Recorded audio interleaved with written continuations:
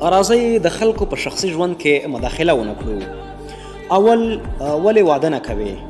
دویم ولې دومره چاغ شوی یې؟ دریم ولې د ویښتان توی شوي دي؟ څلورم ولې کار نه کوې او بیکاره یې؟ پنځم څومره معاش دې دی؟ شپږم ولې دومره ډنګر شوی یې؟ اووم ولې دومره خراب شوی یې؟ اتم رنګ دې ولې ژیړ دی؟ نهم ولې امتحان کې ناکامه شوی یې؟ لسم ولې دې له پلاني سره دوستي وکړه؟ یولسم ولې ټیک ټاک کې دومره ویډیوګانې او عکسونه جوړوي؟ دولسم ولې عکسونه اخلي؟ دیارلسم دا ډول کالي دې ولې کړي؟ نو راځئ د خلکو په شخصي ژوند کې مداخله ونه کړو او د هغوی شخصي حریم ته درناوی وکړو او د ځان نه سپک جوړ نه کړو. هر څوک په خپل ژوند کولو ښه پوهیږي چې کورنۍ یې څه نه ورته وایي، زموږ او ستاسې پرې څه.